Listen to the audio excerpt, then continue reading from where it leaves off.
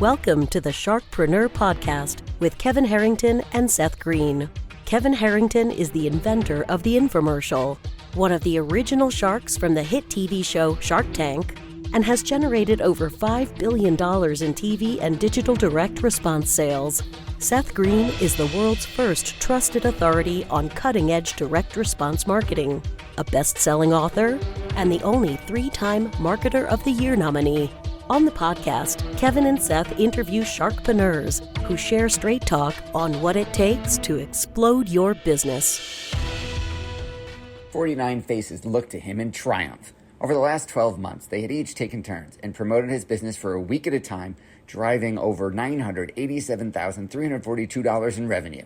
What if you had a network of 50 centers of influence who promoted your business every week for a year? Grab your copy of the #1 Amazon best-selling book, The Ultimate Guide to Growing Your Business with a Podcast, at 33% off the Amazon price by going to ultimatepodcastbook.com. Again, that website for 33% off the Amazon price is ultimatepodcastbook.com. Welcome to the podcast. This is your host, Seth Greene. Today, I have the good fortune to welcome back a repeat guest, Adam Coffey, who is a visionary empire builder, CEO coach, top 1% speaker, and 3-time best-selling author of The Road to a Billion, Empire Builder, The Exit Strategy Playbook, The Definitive Guide to Selling Your Business, and his newest book, The Private Equity Playbook, Management's Guide to Working with Private Equity. Adam, thanks so much for coming back on the show. Seth, it's good to be here. Hello to all your listeners out there.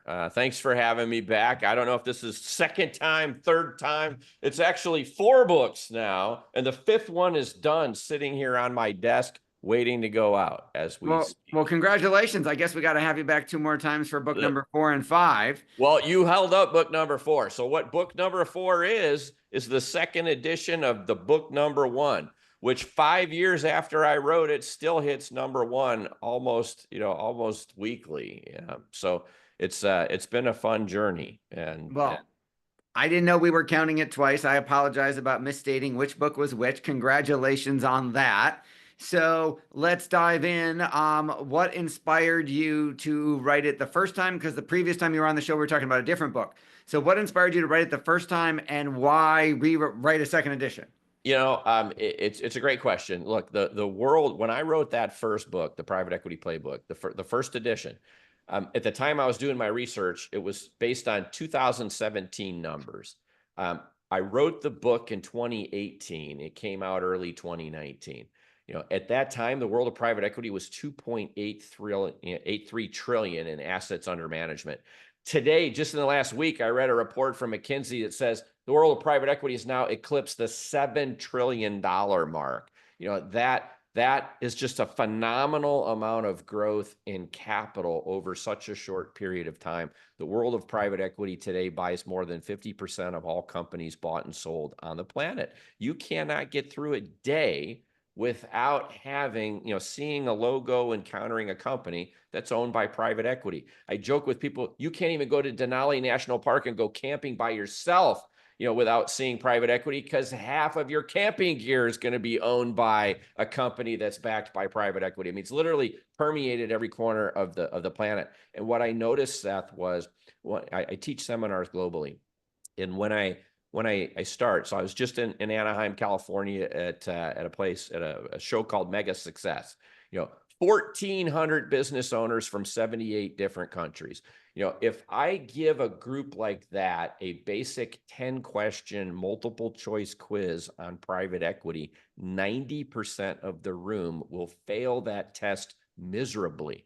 And that's the way it still happens to this day, even 5 years after I wrote the first edition. So I thought, between the first edition and second edition, we've had COVID, we've had wars, in the Middle East and Europe, we've had the high interest rate, environment, we've had the quiet quitting movement. The world's changed so much in the last few years, call it 4 or 5 years, that, I felt it was time, the book, the need's still there. It's still a relevant topic. And no matter how many people pick up the book and read it, evidently there's still 90% of the business world out there that really just doesn't have a basic understanding of private equity. So I wanted to update the book. Publisher asked me to update the book. Let's keep it fresh and up to date for the next 5 years worth of entrepreneurs and business owners so that they can continue to try to understand this crazy world known as private equity. That is awesome. You're right. The world's changed a lot. You alluded to some of it. And along the way, in that short period of time, the world of private equity has more than tripled. So let's start there before we get to the management side. Why do you think there is so much more money in private equity looking for a home, which hopefully we're going to learn how our business owner listeners can benefit from? Yeah, well, so the basic gist of it is just investment 101. The money keeps coming in because on average, private equity funds are returning 2 times the S&P 500 or the MSCI World Index for our international listeners out there. So they if on a 30-year period, any given 30-year period in history, the stock market returns on average about 8%. And the world of private equity is doing 16 to 20%. So the fact that you can get double the return for large institutional investors, because the primary investor in private equity is pension funds, public pension funds, university endowments, and very wealthy families and individuals who have a long-term investment horizon that they can essentially give away liquidity for 10 years, up to 10 years while they're waiting to get those returns. But they're doing it because they're getting double the stock market. And so on average, the world of private equity continues to generate great returns. Because of that, money keeps on flowing in. That makes a whole lot of sense. Now, there are a lot of misconceptions about private equity. We as business owners, if we know anything, might have only known what we see like in the movies, or the books like Barbarians at the Gate talking about the KKR, RJR Nabisco deal decades ago, or whatever it is we see in some of the misconceptions that Hollywood puts out. Why do you think, what are some of the most common misconceptions you hear about private equity? So, and that, again, good question, because that is why I wrote the book, because the world is filled with these misconceptions. And so essentially all we hear about on the news are the evils of private equity, the bad news stories, the somebody bought this company and broke it up into pieces, destroyed value, killed a bunch of employees' jobs, sold it off in pieces, made a bunch of money, those greedy evil people. That's what we hear because that's what the news tells us about any subject. They won't tell you the feel-good story. I'll give you an example. My last company that I built was owned by Ares Management. Ares is the world's largest non-bank lender, and they are one of the world's largest PE firms as well. Well, when COVID hit, they literally started a nonprofit foundation inside every one of their portfolio companies, and they seeded it with a 6-figure sum of capital for every one of their companies from their own coffers and said, please, CEOs, take care of your employees. And you didn't hear about that, on CNBC, or the World News Tonight, and so the world of private equity that I have experienced as a CEO who built 3 large companies for 9 different private equity firms over a 21-year period, and then had $2.5 billion in exits, that wasn't what I experienced. I was building companies that had great cultures, that took care of employees, took care of people, created lots of opportunity for growth, and at the same time also returned massive amounts of profit to shareholders. And so with a strong culture, you get an engaged workforce. Engaged workforce takes care of customers. Customers give us more stuff. Money rains from the skies. And I'm like, this is the world of private equity that I know and I have experienced. And that's not the private equity world I hear about on the news. And so, I think for a lot of owners that are out there that have a business today, your phone's ringing. It's ringing off the hook. You can't go a week without someone calling you and saying, hey, I'm a buy-side advisor working, with a company that would like to, consider buying. Have you ever thought of selling? Or a private equity firm approaching you direct. It's like the outreach is everywhere. You're inundated, if you're listening to this podcast, with people who are reaching out who want to buy your business. And so as we get older, we have to start thinking about when is the right time to sell our business. And I write articles for Forbes every month. And one of them I wrote last year was talking about when's the right time to sell my business. And I came up with this thing I call the rule of 130, which is take your age as a 2-digit number. I'm 60, so you write down 60. And then what percent of your net worth is tied up in this illiquid thing known as your company? And unfortunately, for a lot of entrepreneurs, they're kind of all in. And that's a high number. It's 80, 90% or more of their total net worth is tied up in their company. You add those two-digit numbers together, if it equals more than 130, you're taking on a lot of risk, because guess what? Pandemics do happen, and essential businesses get shut down, or non-essential businesses, by an edict of the government, all of a sudden had to close their doors, and give up the ghost. And so bad things happen. Planes fly into buildings, wars start, pandemics hit. It's like, we have to be concerned about risk. But a lot of entrepreneurs listening think of selling their company as the end of the road. It's a one and done kind of event. And I think I've tried to really dedicate the next 10 years of my career to educating entrepreneurs that, in this particular case, selling your business doesn't have to be the end. It can simply be a wealth diversification event. So instead of thinking as the end, think of it as the first rest stop on the wealth creation highway, because we can take some chips off the table, pay some taxes, diversify, and then roll some of the proceeds forward with a private equity partner, keep building the business that we know and love, only doing it now as a minority shareholder and seeking second bites of the apple. And if we play our cards right, second bites are bigger than the first bite, thirds are bigger than the second. My personal record is selling the same company 5 times in about a 13-year and 4-month period. So we ride the coattails of the world's most sophisticated asset class, known as private equity.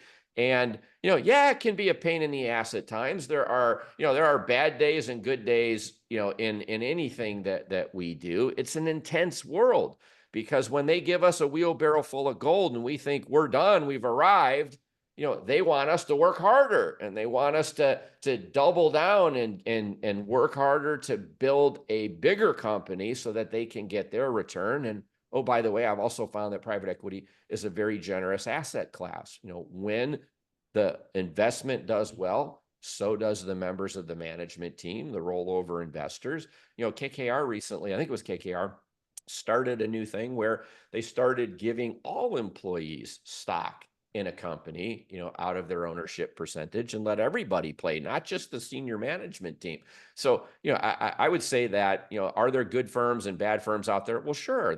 When there's tens of thousands of firms in any industry, you're going to have good companies, bad companies. But keep in mind too that there's different styles of investors. There are some PE firms out there that are what are called distressed asset investors, who look for companies that are about to go bankrupt, and they do try to save them, and if it doesn't work out, well, okay, they're going to get enough out of the assets to cover the price that they paid.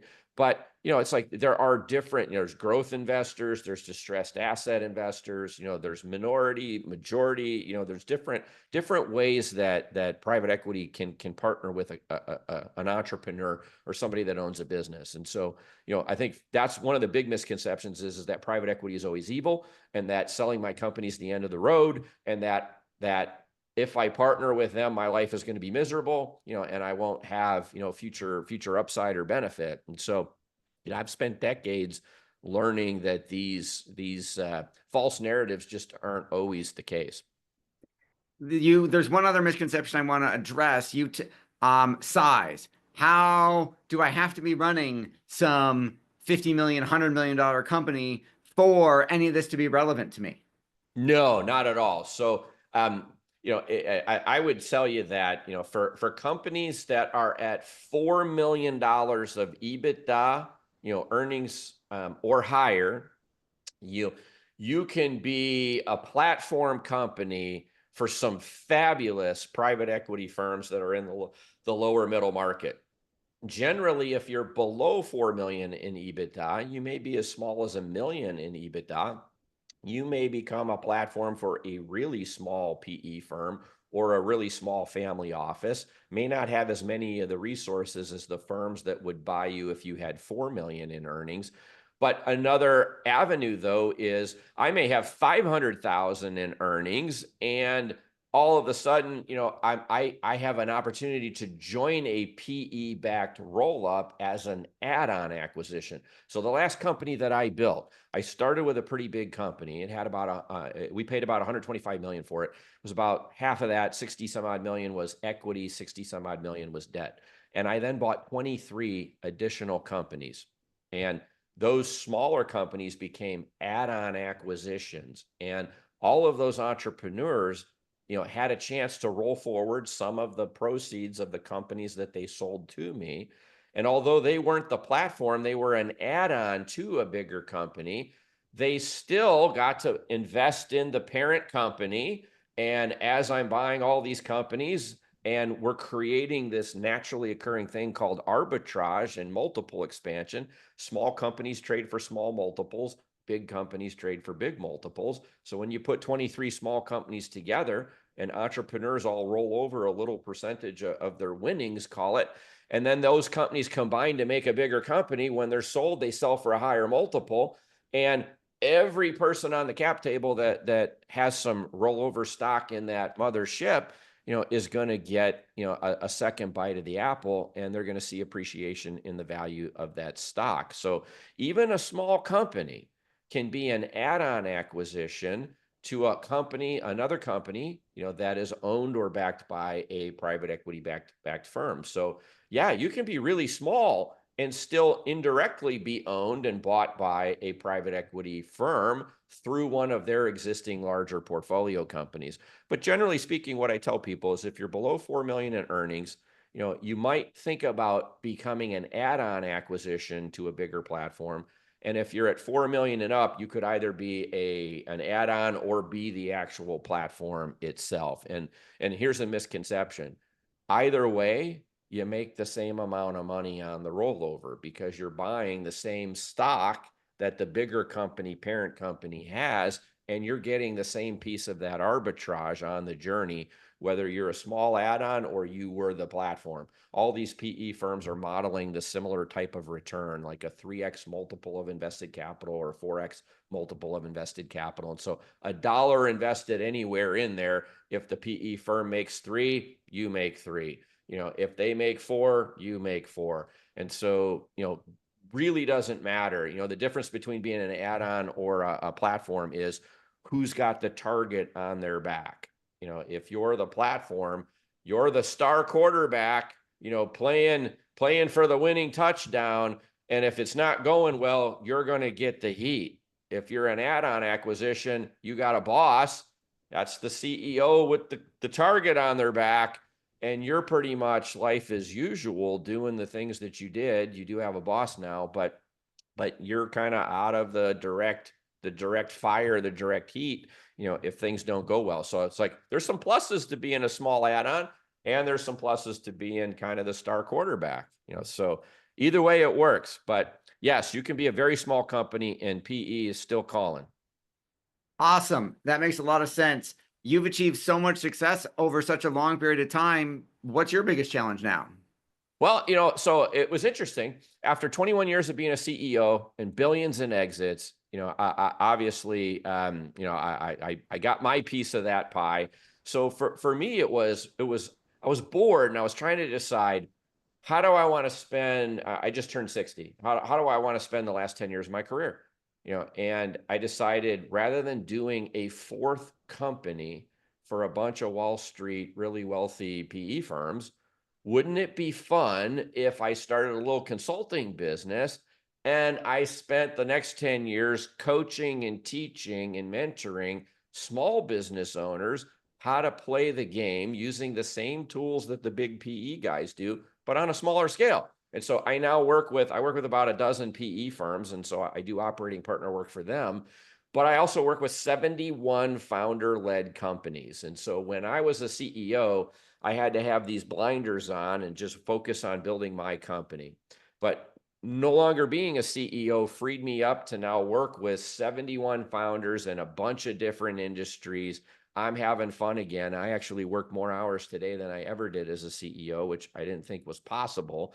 But just ask my wife and she'll tell you. that I do. And so now I'm able to help all these smaller companies in all these different industries to learn about, how to accelerate organic growth, how to improve margins, how to use mergers and acquisition as a tool to accelerate your own growth and then wealth creation, and then how to position for exit and maximize your potential at exit. When I work with PE firms, I identify risk in the potential investments as an operator by looking under the hood and seeing how that car is put together. When I work with founders, I help them eliminate the risk so that when guys like me who are working with other PE buyers are looking under the hood, they're not seeing any risk because this company doesn't have the same level of risk. That gets the PE buyer excited. It gets them thinking about paying a premium multiple for the business that's being sold. And so I work on risk on both sides of the table. One side I identify it, the other side I eliminate it. And I'm having fun, bottom line. Awesome. Well, that is fantastic. Your passion is obvious. What do you like best about what you're doing? For me, because my wealth is kind of already there, and I do charge for my services. I'm not free, so I mean, it's like I am earning a living and replacing my CEO cash flow. But the biggest, I think excitement for me is actually seeing entrepreneurs succeed. There's 34 million small companies in the United States just here. I have customers all around the globe, but 34 million companies here in the U.S. But only 7% ever get to $1 million in revenue. And only 4% of those ever get to 10 million in revenue. I'm a guy who was building companies with hundreds of millions of revenue that went to $1 billion in enterprise value. And I'm like, why is it so hard to find success? And so I really have dug into trying to understand the mechanics of why small businesses fail. Why are only 40% of small businesses, profitable? And why are 65% of them gone within 10 years?